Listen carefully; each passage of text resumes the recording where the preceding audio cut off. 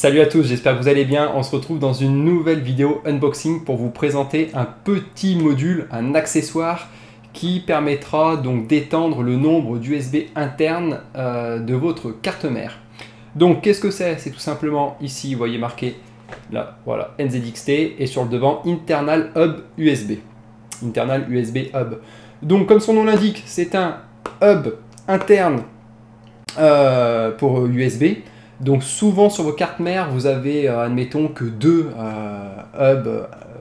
deux USB internes liés à la carte mère. Et souvent vous avez aussi donc un 3.0 mais qui utilise tout simplement plus de broches. Donc là, ça vous permettra tout simplement d'étendre et d'avoir plus de possibilités, plus de périphériques à brancher. Donc je vais vous montrer en vidéo tout simplement le détail. Et puis après, j'ai fait quelques rushs en fait quand je faisais la boîte de Pandore. Parfois je filmais quand j'y pensais, parce que parfois j'y pense pas. Et j'ai pris quelques rushs vidéo de mon installation où je m'exerçais à l'utiliser. Donc je vous donne pas toutes les caractéristiques dans l'intro, je vais en garder par rapport à la vidéo. Et on se retrouve en conclusion à la fin et je vous donnerai mon avis sur ce produit-là. Allez, comme d'habitude, un petit tour rapide de l'emballage, donc avec la présentation du module sur l'avant. Et on retrouve le module une fois donc câblé sur cette photo ici présente. Au déballage, on retrouve un coffret simple, mais bon, c'est efficace, on ne demande pas ce qu'il y ait pléthore de choses à l'intérieur. On retrouve le câble Molex d'alimentation, le câble bien évidemment USB 2.0 interne, un petit velcro qui vous permettra de maintenir les câbles ensemble et d'agencer votre câble management tout simplement. Et après, on va voir ici le boîtier qui est l'élément principal. Donc là, je fais un petit focus sur les câbles, vous voyez, qui sont réellement de qualité au passage et donc qui vous permettront tout simplement de faire votre branchement. Le boîtier, donc on y vient, c'est celui-ci avec en blanc donc le câble qui viendra se brancher à la carte mère et ça vous offre 3 sorties USB internes et 2 sorties USB externes que vous voyez ici en bas. Voilà, donc estampillé NZXT. Et là, petit tour d'horizon, donc du packaging complet. Allez, donc là, j'étais en train de réaliser donc tout simplement le positionnement donc, de l'accessoire, car je ne savais pas encore de quelle manière j'allais le mettre, où j'allais le placer, et je testais surtout, on va dire, son adhérence magnétique, qui fait très bien le travail, surtout moi dans cette baie informatique, qui dispose d'une structure totalement en métal. Donc où que je le place, de toute façon, il se positionne et il se maintient parfaitement. Donc là, vous voyez, j'ai branché le câble directement à la carte mère.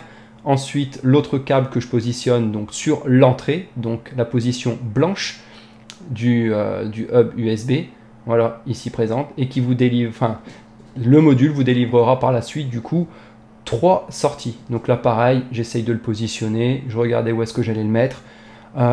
Finalement, il n'est pas du tout à cet endroit-là. Et le câble, surtout qui me dérangeait quelque peu, parce que finalement, dans la boîte de Pandore, on le voit, bien que finalement, j'ai essayé de le dissimuler, vous verrez par la suite dans de prochaines vidéos, tout en bas. On passe ensuite au branchement du câble Molex pour l'alimenter. D'ailleurs, vous me direz ce que vous en pensez, mais personnellement, le Molex, j'en ai totalement ras-le-bol et j'aurais préféré, souhaité, que ce soit du SATA pour qu'ils harmonisent un petit peu le tout. Voilà, c'est tout pour cette vidéo, j'espère que vous aurez apprécié. C'est un module de chez NZXT qui est fort appréciable, que vous conceviez un mode ou un boîtier. Si vous avez pas mal de choses à mettre, on se retrouve vite saturé. Les cartes mères aujourd'hui ne disposent pas de pléthore d'USB interne. Et moi, j'ai été, là sur cette carte mère, j'ai été saturé, enfin j'en avais besoin de plus. Et sur l'autre carte mère, là, ça sera la même chose. Donc du coup, l'avantage, c'est qu'en fait, vous branchez cet accessoire NZXT et ça vous permet avec une entrée de vous délivrer 3 sorties. Donc là, ce qui se branche à la carte mère en blanc et ça vous donne 3 sorties supplémentaires pour des USB internes. Alors ça peut servir pour plein de choses différentes. Là, la seule chose qui me vient en tête très rapidement, c'est par exemple le front panel. Quoique je dis des bêtises, parce que mon front panel, là, il est alimenté différemment. Mais en général, les fronts panel qui font aussi office de, vous savez, de lecteur de cartes, plus front panel USB, utilisent justement ce type d'entrée. Il faut savoir que ce sont des USB internes. Voilà. Au niveau du prix, sincèrement, c'est pas excessif et c'est un produit de qualité.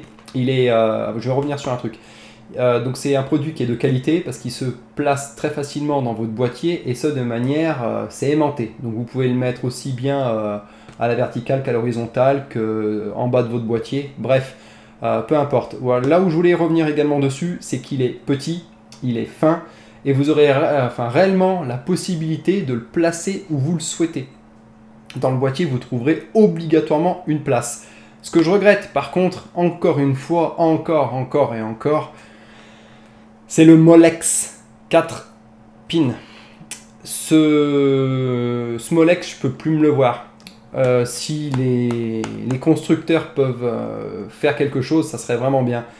Pourquoi ne pas tout alimenter en SATA? Ça commence à être... Enfin, le Molex, je peux plus me le voir. Donc là, encore une fois, on a du Molex. Bref, de toute façon, c'est tout planqué, c'est à l'arrière, les alimentations, j'en ai bien plus que nécessaire. Du Molex, mais j'aimerais bien aujourd'hui essayer que les constructeurs puissent harmoniser et mettre que du SATA, quoi. Ça serait vraiment plus pratique. Ce n'est que mon point de vue, dites-moi ce que vous en pensez. C'est un peu ce que je trouve dommage, bien que de toute façon, ça ne va pas, on va dire, ça ne va pas en pâtir sur le fait que c'est un produit de qualité et que ça me servira de la même manière, hein, que ce soit Molex ou SATA, de toute façon, le résultat sera le même pour moi. Voilà, je pense avoir tout dit. Je sais que pas mal de personnes m'avaient posé des questions, donc des personnes qui réalisaient des mods ou même sur des boîtiers qui m'avaient dit j'ai passé d'USB interne sur ma carte mère, comment t'as fait, toi pour tout brancher, etc. Donc la réponse peut être un peu tardive, mais mieux vaut une réponse tardive que pas de réponse du tout. Bon, pour les gens qui m'avaient posé la question, ils avaient déjà eu la réponse, mais voilà. Je pense avoir tout dit. En tout cas, on se retrouve très prochainement pour une nouvelle vidéo. Je sais pas quoi encore, mais voilà, pour une nouvelle vidéo.